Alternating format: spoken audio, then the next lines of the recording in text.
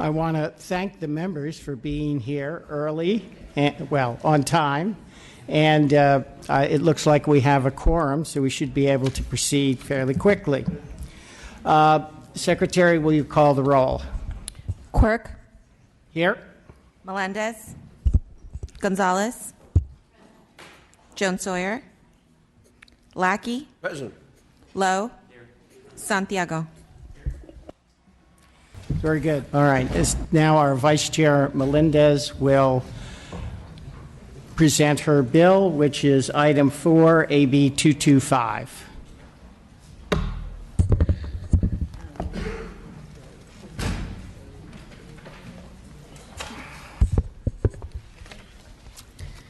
Thank you, Mr. Chairman and members of the committee. I am here to present AB 225. Last year, AB 1014 established the process for petitioning and issuing a gun violence restraining order known as a GVRO against an individual who poses a significant danger to himself or others, or having his or her custody of a firearm or ammunition. GVROs are extremely serious orders that do significantly affect the life of a person they are being filed against. Despite the reasoning behind the petition, it is very important that the person filing the order is truthful and honest. Under AB 1014, the penalty for filing a false petition is a simple misdemeanor. It's a slap on the hand. Knowing the long-lasting effects of a GVRO and what it will hold against an individual, I think the punishment does not fit the crime. AB 225 is a deterrent against filing a false petition for the GVRO, and it would increase the existing penalty for perjury from a misdemeanor to a felony. I know that probably makes the chair cringe, but there's good reason for this. This would bring the penalty into consistency with other false filings for restraining orders, an example being a petition for a domestic violence restraining order, which would be a felony. It is our responsibility to ensure public safety. It is also our responsibility to ensure that the laws that we pass are not abused by people who have ill intentions. This bill is supported by the California State Sheriff's Association, the California Rifle and Pistol Association, the Gun Owners of California, and the National Rifle Association, my husband, my children, and all of my family members. And here today to speak on behalf of the bill is Ed Worley and Tom Peterson, and I respectfully ask for your aye vote. Thank you. Good morning, Mr. Chair and members of the committee. Tom Pedersen on behalf of the California Rifle and Pistol Association in strong support of AB 225. I want to thank the author for bringing this matter forward. This is a common sense bill that will serve as a strong deterrent against an individual knowingly filing a false gun violence restraining order petition. The bill strikes a good balance between legitimate filings and discouraging false claims by petitioners. By increasing the penalty to a felony, you are putting individuals on notice that knowingly filing a false gun violence restraining order petition will result in serious consequences. On behalf of the membership of the California Rifle and Pistol Association, I urge your aye vote. Thank you. Mr. Chair, members of the committee, Ed Worley with the National Rifle Association. I want to thank Assemblymember Melendez for bringing the bill forward. It's nice to come to the committee and have a nice common sense bill that's fairly straightforward and nicely tailored. Because as a citizen of the state of California, I think everybody should be very diligent in when they're filing court papers. That if you're going to file court papers to start putting somebody through this illegal problems they're going to encounter doing this, it should be taken seriously. And if you're going to attest that somebody has done something wrong, that they're going to have their rights restricted, that it should be a felony, it should be consistent with everywhere you're going. It should be a felony to knowingly lie and to knowingly mislead the court. Because remember, these are court documents. So this is a consistent issue. We thank Assemblymember Melendez for bringing this forward. It's very straightforward and very common sense. Thank you very much. Other opposition, other witnesses in support. Mr. Chair and members, Corey Salzillo on behalf of the California State Sheriff's Association in support of the bill. Thank you. All right, witnesses in opposition. You have up to two witnesses, 2 minutes each. You may proceed. And which two of you will be the witnesses in opposition? Have you decided? I'll be brief, so. Okay. Okay. Khalif Assagai with the California Public Defenders Association. We're opposed to this measure. This conduct can already be charged as a misdemeanor. We don't think that there'll be a deterrent effect by increasing it to a felony. Furthermore, these petitions are already filed under penalty of perjury. So while we understand what the Assemblywoman is trying to accomplish with this, we don't think that it adds anything to this area of law. So we're opposed. Very good. My name is Amanda Wilcox. I'm here on behalf of the 25 California chapters of the Brady Campaign to Prevent Gun Violence. Many of our chapter members, including myself, have lost a loved one to gunfire. We were very strong supporters of AB 1014, the Gun Violence Restraining Order bill last year, because the bill supports our core mission, which is to keep firearms out of the hands of people who show dangerousness, who are dangerous people. We realize that there are individuals who are a serious threat because of heightened despondence, anger, substance abuse, or they're in an emotional or mental health crisis, but they may not have a firearm prohibition, and there does need to be a way to disarm these dangerous people. I appreciate the author's concern about potential abuse. We actually shared that concern last year. We do not want this legal tool to be abused, and to that end, the bill was significantly amended. It was narrowed, and the standards are very high standards, and also the bill is amended to add a misdemeanor if there was a false report or intent to harass. We think that will take care of the issue, and right now we feel this bill is a solution to a problem that does not exist. This bill has, the Gun Violence Restraining Order law has not gone into effect yet. In Connecticut, which has a similar law, I have not heard of any cases of abuse or false reports.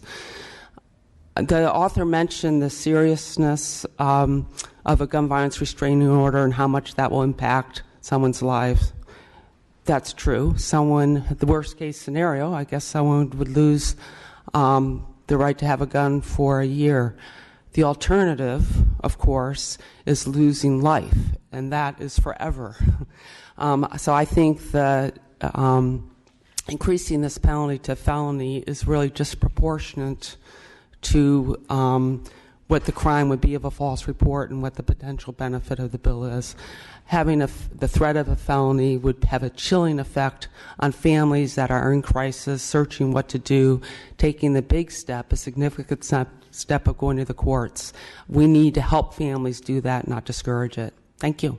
Thank you very much. Other witnesses in opposition? Thank you, Jim Lindberg, on behalf of the Friends Committee on Legislation of California. I'll just echo the concerns conveyed by the prior two witnesses, and just to add that we think that the legislature ought to proceed very cautiously and sparingly when enacting new felonies. Numerous jails are under consent decrees to limit population, and being as this law just became law in January and hasn't even been implemented yet, we don't think there's a basis for tinkering with the law without knowing that it's not working. Thank you. All right. Questions and comments from the committee. Assemblymember Gonzalez. I just have a question because I've now heard two different things, or at least in my background material from the staff. Is it a felony punishment for California's Domestic Violence Protective Order to? If you file it with the court directly, it is a felony.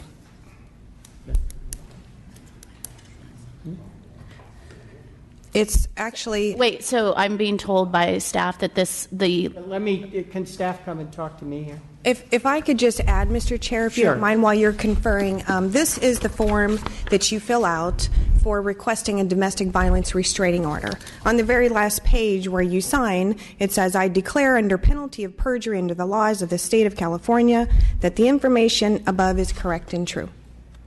It says under penalty of perjury. Correct. Which is also what it is for the gun violence. If you file it directly with the court, that is a felony. If you file it with the police station, that's different. That can be considered a misdemeanor. It depends on where you file it. All right, let me check.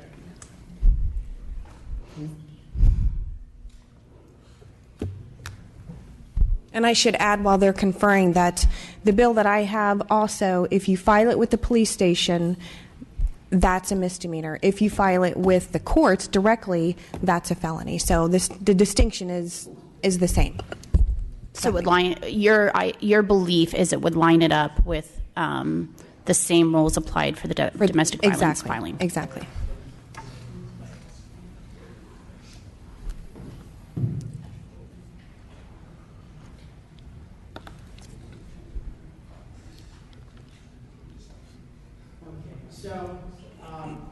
Thank you. What I'm hearing is, yes, it can be perjury, but only under fairly special circumstances. You have to show that they were knowingly, they did this knowingly, they did it with malice, et cetera, et cetera. You could go to court and you could get a felony perjury, but that's not going to always be the case. It depends upon the circumstances. But I think you made your point there. It's the same as for the domestic violence restraining order. All right. The same rules apply. All right. Other comments? Yes, real quickly. I think it's something we've got to be very, very careful when we're decriminalizing the intentional desire to being dishonest. That's what's at dispute here. Are we going to decriminalize? And there's a difference between filing a false police report and perjury. And so I think that that's a very delicate distinction. It's a misdemeanor to file a false police report. But when you're going beyond that, and the courts are recognizing this as court testimony, that's a whole different standard. And so we have to be very, very careful that we're sending a message of intolerance for willful, intentional dishonesty. That is the point. And so I hope that we will send the message that that's intolerable, and we need to send the most powerful message we can that it's intolerable. All right. Go ahead, Assemblymember Gonzalez. I'm going to be really clear. I came prepared to vote against this or to stay off of it because, quite frankly, I thought, well, let's see if there's a real problem that needs to be fixed. I am not amused that in my background material from the staff of this committee, under argument in opposition, it states, additionally, there's no similar felony punishment in California's domestic violence protective order statute upon which GVRO was in part modeled. I understand that came out of somebody's opposition letter, but it was a clear indication, and I think a clear indication to my staff and to myself, that there was a differentiation being made. I think that our laws should reflect one another. I think the willful violation in filing against somebody, regardless if it's a gun law or domestic violence, having been through, quite frankly, a divorce that was not pretty. I know how these things can happen. I'm prepared today to make a motion to support this bill. Is that your motion? Yes. Okay. Second. All right. If there are any other comments. Mr. Chair, you don't have any questions for me? I am so disappointed. I'll make my recommendation after you close. Okay, thank you, Mr. Chair. And Assemblymember Gonzalez, I appreciate your comments and your change of heart. I know this is a difficult issue, and I recognize the desire of this committee, generally speaking, to not increase penalties and to not put laws into place that would put more people in an incarcerated state. However, I have some points I'd like to make. First, the member from the Brady campaign, I very much appreciate her comments and agree with many of them. And I also support keeping guns out of the hands of people who are going to harm others with them. We're totally in line with that. But my disagreement comes in that the rules aren't the same for filing for a gun violence restraining order and filing a domestic violence restraining order. And I think we've already shown that. And I think when you look at, we're talking about the potential for someone to do harm to another. Whether that is with your fists or that is with a handgun is irrelevant. Okay? It's irrelevant. We're talking about the same issue. This bill isn't about gun rights or gun control. This is about filing a false petition for whatever the reason is Assemblywoman Gonzalez mentioned that, a divorce, and that sometimes that can be very ugly, and that's true. So think about for a moment, let's say you have a teacher who's going through a messy divorce, and there's a custody issue concern with the kids. One wants custody, wants to get it from the other. Very simple to file that gun violence restraining order maliciously. And then what happens to that teacher? Is that teacher removed from their position because now parents are complaining, saying, well, I heard that there was a gun violence restraining order. I don't want this person around my kids. Not to mention the effort, the time, the money, the retaining of a lawyer to. We only allow 5 minutes for members with opening and closing. Could you? How many do I have left? Sum up. What do I have left? 2 minutes. What do you have left? 30 seconds. 30 seconds. Okay.